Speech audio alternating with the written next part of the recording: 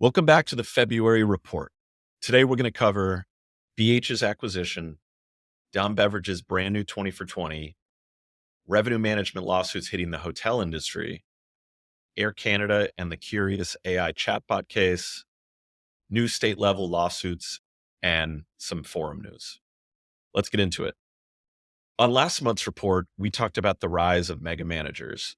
And just last week, one of our customers made big news. BH will be acquired by Pretium. In the press release, Joanna Zabriskie, the CEO of BH, said, quote, "This is an inflection point for BH and an opportunity to further invest in our centralized services platform, as well as advance our proprietary business intelligence systems. This transaction will also expand our operating footprint." BH oversees 114,000 units across 31 states. Pretium has more than $50 billion of assets. Tyler, what do you make of this news? Well, first of all, congrats to BH. They're a phenomenal partner. Joanna is one of the best leaders in the business. And I think she highlighted something that we've been saying as we've seen these mergers continue in our space and the mega managers emerge, which is that it's a unique opportunity to take advantage of the good operators in our space. Centralization, shared services allows them to take best in class practices, standard operating procedures, and expand those over various assets. Historically, there was no advantage to scale in multifamily. It didn't matter if you were 3,000 units or 300,000 units. You really couldn't get economies of scale other than your purchasing power, but there was no operational power for standardization. And that is going away. BH calls it their Mint experience. They have a phenomenal brand and service standard that goes along with BH. So I'm excited for what this means. And one other observation about this, Pretium has a separate ownership group or a separate management company called Progress Residential, which is SFR. But Pretium has been a big acquirer and big owner in the space of build to rent.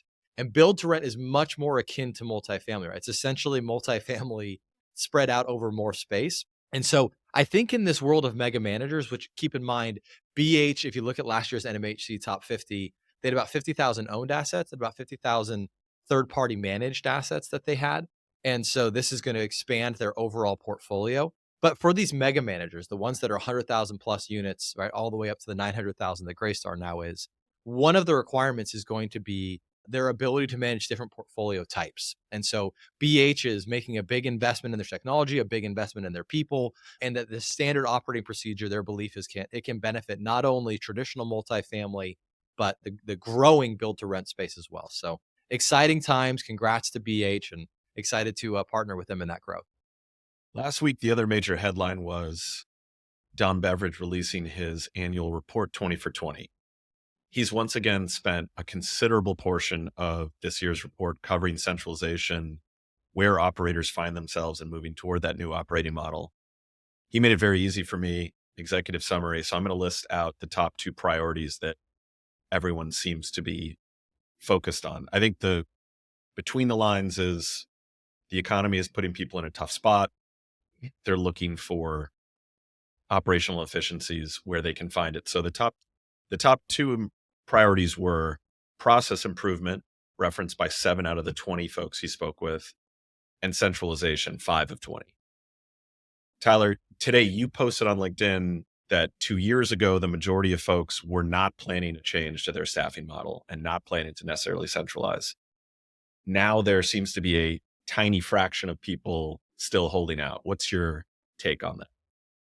Yeah, I love Dom's work. Obviously, we're a big fan of his, had him on the pod several times. And, Dom puts data to sentiment, right? And so these are things we're feeling out in the market anyway. And he spends the time, does quality research and digs into it, but then brings us back this data. And so it's phenomenal.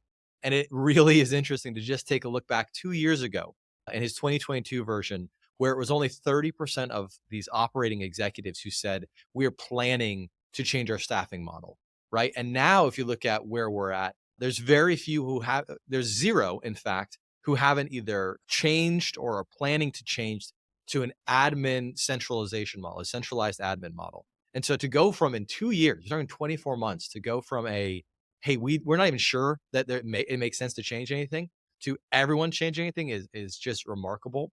The highlight I want to call out in addition to that is that So using that kind of change in 2 years to look ahead, one of the big things that stood out to me is there's still a very small cohort of individuals who do not believe that centralization will apply to leasing. And Dom unpacks that a little bit in his survey and talks about why. He highlights that maybe these are large third-party managers and that the third-party managers have tried to dip their toes in the water and they just can't get owners on board with this. Or perhaps, it's a geographic density argument again. I think similar to 2 years ago when we were bullish and saying centralized everything is the future, centralized leasing will be the standard for third-party management. And if you need to believe someone other than me, just go back and listen to what Joanna Zabriskie said about BH, who is now one of the largest third-party managers in the country. And their Mint experience, which you should Google it and see, it's a beautiful concept, is all built on shared services. And so while I do understand getting ownership groups on board with this will take some time. I fully understand that third-party managers may not have it as easy as a REIT like Camden or Essex in terms of cross-selling their properties. The advantages are so clear, right? And so what changed over the last 2 years? The market got worse and the technology was proven. And the vast majority of operators as well in Dom's survey, they believe it's going to get worse before it gets better. And so the holdouts, it's going to get much harder. This is not the last third party manager you're going to hear about publicly saying, we're centralizing, we're offering centralization services. And so when you start to see more and more of these large managers do it, it's only a matter of time before it goes to the norm. And then really the only debate we're going to have anymore is how much can I centralize from a maintenance perspective, which, we're attending the HappyCo conference this week. Shout out to those guys planning a great conference. And, at their conference, there's a lot of talk about central maintenance. So I think as a non-maintenance expert, that's a worthwhile conversation because at the end of the day, those are physical assets. But central admin, nobody believes that's not the standard anymore. Central leasing, if you're holding out still thinking you don't need to work on centralized leasing, I think 2 years from now, you'll be in the zero category. Bold predictions. Not that bold. Hotel chain operators, including Hilton and Hyatt, were accused of inflating the cost of luxury hotel rooms with help from a price setting database they all pay into. So the lawsuit claims folks staying at these hotels paid higher prices for luxury hotel rooms because of an agreement between the hotel chains to share competitively sensitive information about their prices, supply, future plans through this intermediary platform. Feels very similar to the suit and suits hitting multifamily of late. It's also interesting because even fast food seems to be entering the space. I don't know if you had also seen, Tyler, Wendy's is now experimenting with surge pricing at some of their locations. So what do you make of this hitting the hotel side of things? And when was your last Frosty? Oh, that's a great question. Too long. Yeah, I may need to DoorDash a Frosty today. It's been a long time since I've had a Frosty. Last time I got one, I tried the vanilla one. It was a letdown. You got to stick with chocolate. But we talked a lot about revenue management. We had Dom come on to give a dissenting opinion to what we had shared. And, I'm going to go ahead and bring forward one of the other stories we want to talk about, which is, we're seeing additional lawsuits coming out, such as in Arizona. Attorney General there is suing likewise with DC and the class action suit in Nashville. So revenue management is all around the news. And I think, frankly, the fact that it's now in other industries goes to the point that we've tried to make previously, which is I believe where this goes. I do not believe this is going to a world in which revenue management is outlawed. The operational benefits to enterprise, to business is just too great. Where I believe this goes and where we believe, or I believe that there could be a win-win in this for both renters, for operators, and for technologists is establishing ground rules about what's kosher and what's not. Where can you leverage artificial intelligence to set price and what practices should not be allowed? And so when you get a lot of copy suit lawsuits like this and you get them, just the proliferation of litigation that's going on, there will be bad actors and there can be bad outcomes. And Dom did a good job of highlighting what those could be on our previous report response. Where I would like to see this, where I'm optimistic, I'm naturally an optimist, where I think this could go is that there are certain practices, just like it's not illegal to drink alcohol, but there are laws about how you can advertise alcohol. Same thing with gambling, same thing with, any other business, that there are good things that, there's tax revenues that come from gambling, but there are certain ways in which you can advertise it. Revenue management is a net positive to multifamily and to consumers. Where I think the litigation lands, both in multifamily and in hospitality, is when does AI and the data it's gathering cross the line into collusion, right? And what I think the smart lawsuits and smart litigators are focusing on is the sharing of non-public data. And that's where I think that technologists in particular have a responsibility to put guardrails and safeguards in place to make sure that we are not compiling aggregate data. So that's my takeaway. I continue to think that settlements will occur if the technologists embrace that mentality that, revenue management can exist. And frankly, I think there's a very strong argument in this environment in housing that rents have stagnated because revenue management has done its job in recognizing that this increased supply, demand softening a bit leads to rents being flat. And so that's the best argument you could make if you're, a revenue management provider in this situation is that yes, rents went up really high, they're now flat. I think that the way we get out of this is that for technologists to agree that they're not going to compile non-public proprietary information and we can continue using it the way we used to. I used to sell LRO. We just used marketed rates, right? That's what's on the website. Let's just use those. That's not proprietary. You mentioned AI when you were talking about lawsuits. There was a pretty interesting case. Air Canada recently lost in a small claims court, but nonetheless, a passenger claimed to have been misled on the airline's rules for bereavement fares. And the chatbot they were speaking with hallucinated an answer that was inconsistent with the airline policy. They screenshotted the response, bought the ticket for the funeral, ended up winning the case. What do you make of this and what it means for AI and multifamily, fair housing, and other regulations? Yeah, it's a great example of what everybody's talking about. So our industry, even more so than air travel, for good reason, has rules around how and what you communicate, right? You can't tell somebody that they shouldn't live in a certain neighborhood, based on who they are. There are a lot of great conversations happening by technologists like us who provide AI solutions about how do we take advantage of the rapidly evolving AI landscape while continuing to remove bias from that process, as well as work within the laws of fair housing. And I think that on the one hand, this is a good cautionary tale of let's be careful. I think on the other, like all new technologies in every business, there comes with a little bit of inherent risk. And so I think it highlighted what can go wrong and why you do need to be responsible with artificial intelligence. And I think even the largest organizations in the world think a lot about responsible AI. Meta's AI product is open source because they think that, frankly, it's going to benefit everybody if it's not monetized. And that's actually what happened at OpenAI when there was the whole coup is should it be commercialized? Should it be open source? In the world that we live in housing, AI can play a massively valuable role in making things more efficient, a better consumer experience. And I think it's worth taking on some of those risks. If you think about, like you said, the actual substance here, yes, they were found guilty of miscommunicating and they need to fix their model and fix their bot to make sure that doesn't happen.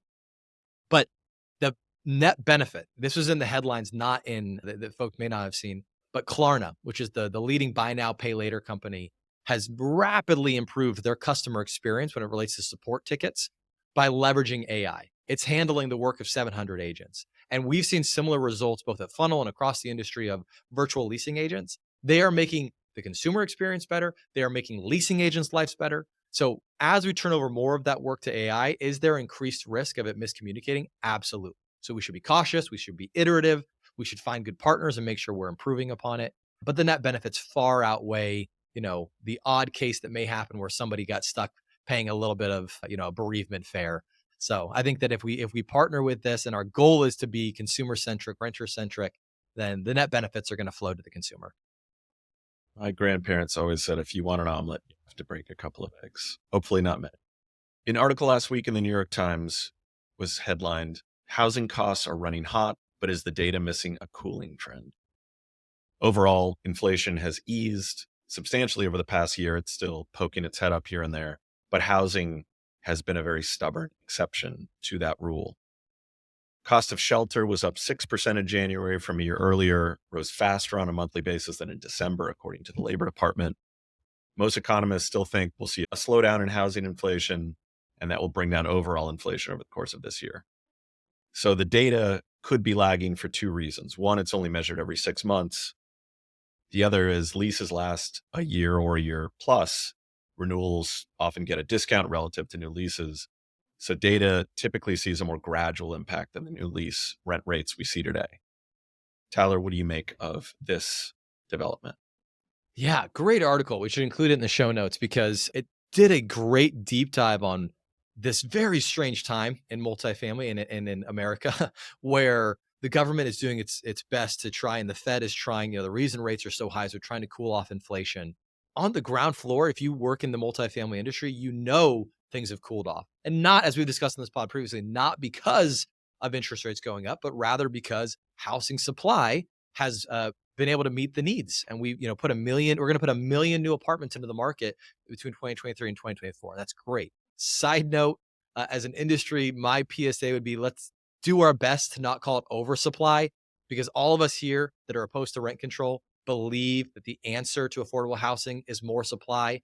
And so I think when we call it oversupplied markets, we're talking out of both sides of our mouth. So although I grew up in a home of an asset manager on the finance side, is I get if you're an asset manager and you underwrote a deal with a certain assumption about what rates were going to be and what rents were going to be, you may view it as oversupply. As an industry in general, we should view it as proper supply because we need 600,000 units a year. So anyway, I'll get off that soapbox. So back to the Times article. What they were highlighting though is there's this reality in the apartment industry of rents being fairly flat, but that not showing up in the data that the government is using to determine to cut rates. And that is a very good conversation because it is problematic because the longer rates stay high, the slower we will see, barring some sort of special legislation where we subsidize all multifamily development, which I think a lot of us think something along those lines would be smart.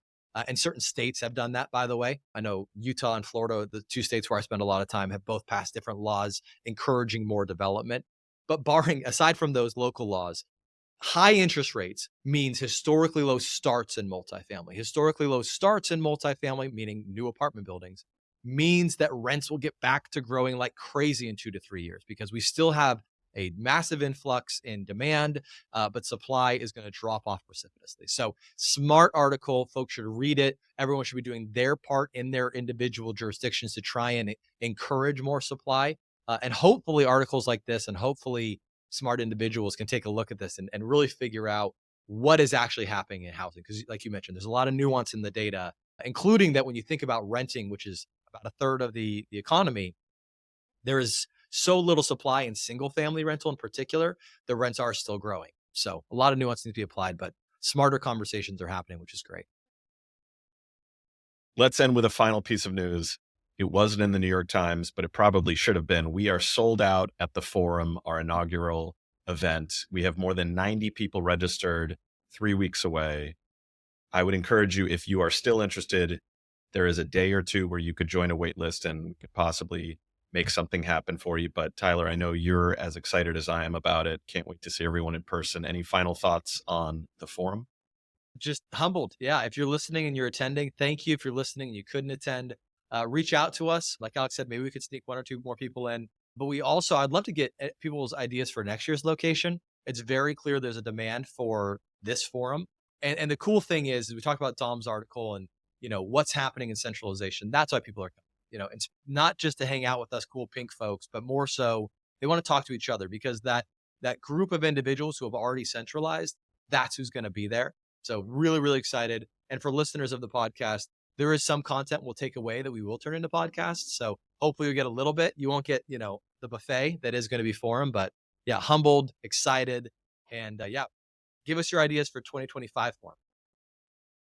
We will see many of you in person in Terranea in a few weeks, and we'll talk to the rest of you next month.